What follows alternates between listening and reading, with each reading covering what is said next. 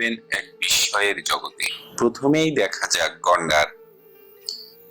প্রাচীন সময় থেকে বেঁচে থাকা এক শান্ত অথচ বিশাল আকৃতির প্রাণী।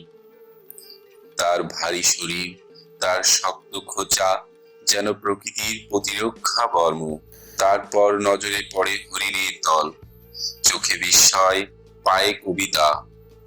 ওদের নরম চোখ আর ছুটে চলার ভঙ্গি মনে করিয়ে দেয় প্রকৃতি কতটা কোমল হতে পারে।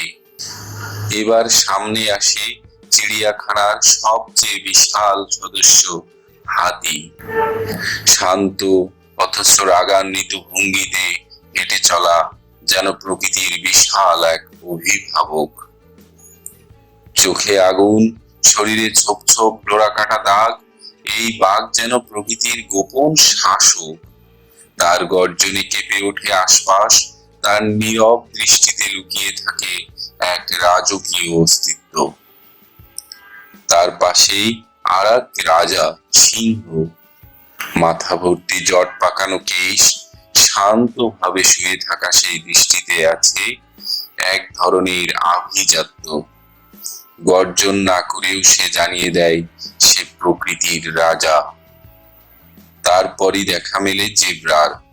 সাদা কালো দাগের এই প্রাণীগুলো যেন প্রকৃতির প্যালেট থেকে আঁকা এক জীবন্ত ছবির মতো। জিরাফের দিকে তাকালেই চমকে উঠবেন। তার লম্বা গ্রীবা আর কোমল চোখে এক আশ্চর্য সরলতা। গাছের উঁচু ডাল থেকে খুঁটে খুঁটে খাবার তুলে নেওয়া যেন প্রকৃতির নিঃশব্দ আয়োজন। অন্য পাশে হইচই ফেলে দেয় বানরের দল।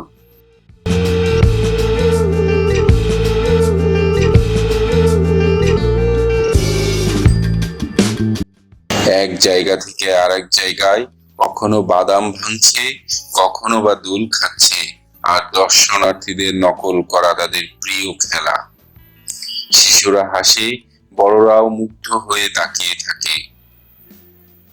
তারপর দেখা মিলে রাজকীয় ঘোড়ার। কালো, বাদামি বা ধূসর।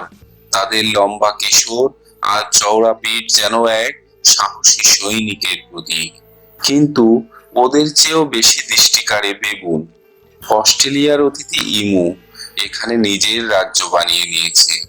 তবে চোখ জুড়িয়ে যাবে যখন দেখবেন সাদা ময়ূর তার পেখম মেলে দিয়েছে। একেবারে রাজকীয় শুভ্র সৌন্দর্য। আর তার পাশে রঙিন ময়ূরের নাচ যেন প্রকৃতির সুশৃঙ্খল পথ, সবুজ গাছগাছালি আর পরিচ্ছন্ন পরিবেশ। একদম পরিবার সহ সময় কাটানোর আদর্শ জায়গা। ঢাকা শহরের কোলাহলের মাঝেই লুকিয়ে আছে এক অপরূপ প্রাণী জগৎ, মিরপুর জাতীয় চিড়িয়াখানা।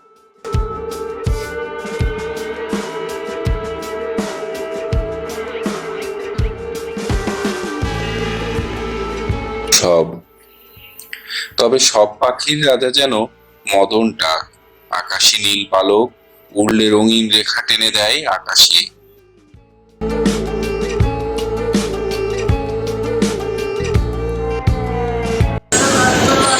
বসে থাকা বিশাল শগুন, তার বিস্তৃত ডানা আর চূড়া দৃষ্টিতে ভীতিকর হলেও প্রকৃতির ভারসাম্যে তার জায়গাটা জরুরি।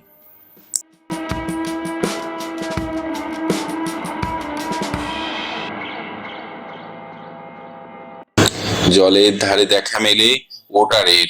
মজাদার খেলা, গড়াগড়ি খাওয়া, পানির নিচে ঘোরাঘুরি যেন চিড়িয়াখানার নিজস্ব জলসঙ্গীত। তার ঠিক পাশেই অলস পড়ে থাকা কুমির, নীরব শিকারী। এইসব প্রাণীর মাঝে ঘুরে বেড়ানো মানুষজন যেন এক আলাদা দৃশ্য। কেউ ছবির খোঁজে, কেউ প্রশান্তির আশায়, কেউ শিশুর হাসিতে মেতে উঠেছে। এই চিড়িয়াখানা শুধু প্রাণী দেখার জায়গা নয়, এটা অনুভব করার, শেখার আর প্রকৃতির প্রতি ভালোবাসা জানাবার জায়গা। আপনারা যারা আসেননি একবার দেখে যান, আর যারা এসেছেন তারা জানেন এটা একবারে শেষ হওয়ার মতো নয়। ভালো লাগলে সাবস্ক্রাইব করুন। প্রকৃতির গল্পে আবার দেখা হবে। ধন্যবাদ।